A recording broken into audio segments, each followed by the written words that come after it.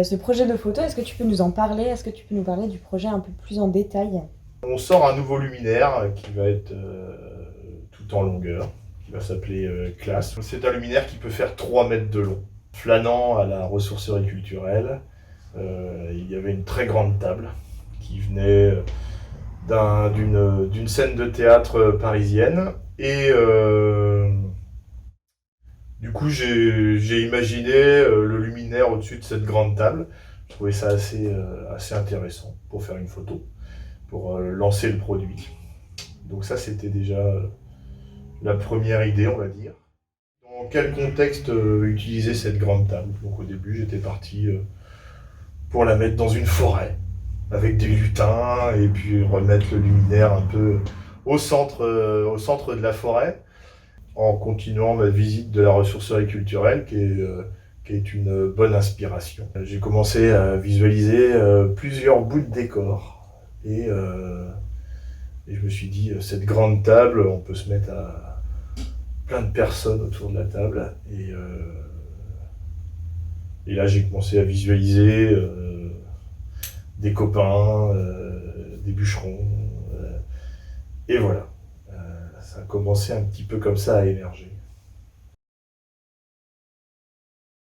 Je m'appelle Damien Forger, je suis le porteur de projet de la ressourcerie culturelle qui est située à Montaigu, en Vendée. Est-ce que tu peux nous parler de la ressourcerie, de son but et de nous parler de l'économie circulaire?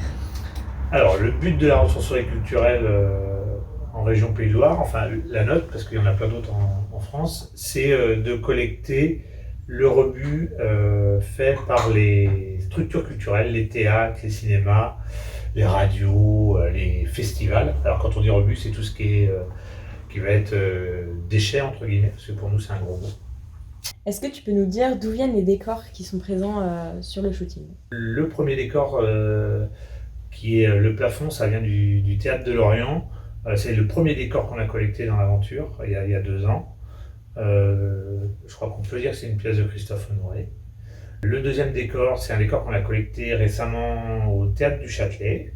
Donc ça, c'est plus le fond du cadre et les bibliothèques sur le côté. Le troisième décor, c'est une grosse production cinéma dont on terre allemand.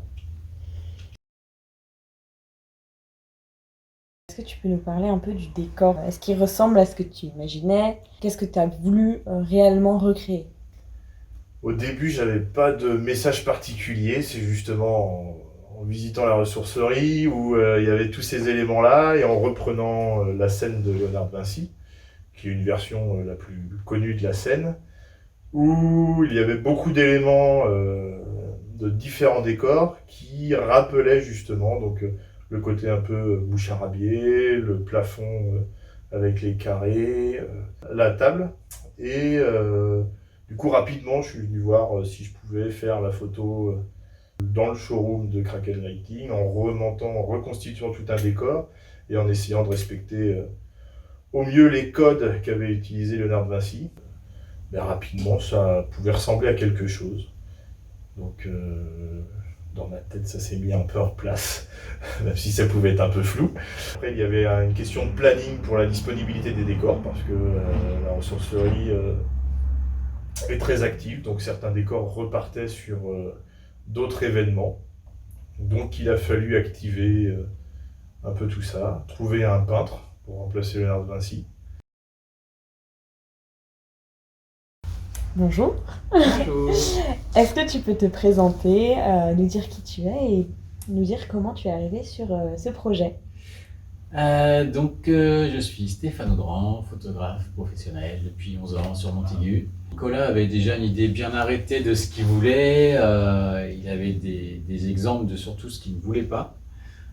Et effectivement, j'ai reçu déjà une petite maquette, une idée générale du projet. Je dis bah ouais, il a raison, c'est exactement le genre de truc qui peut m'intéresser. C'est plutôt original, j'avoue que je vois rarement ce genre de choses où on aurait presque tendance à l'oublier en fait, cet objet, ce bel objet. Il s'intègre vraiment dans un univers complètement atypique et en même temps tellement personnel, tellement propre à son créateur, ça en est génial, quoi. Et après, ben, il a fallu trouver les apôtres. Donc on a pris dans les copains les plus barbus, et les plus qui ressemblaient à un bûcheron.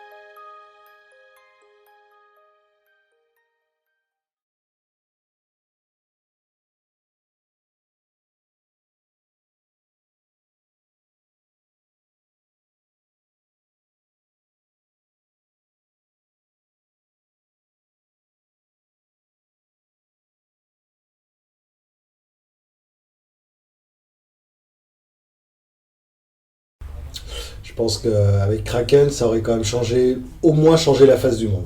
Peut-être pas sauver le monde, mais en tout cas sauver la face du monde. C'est toujours ça de gagner.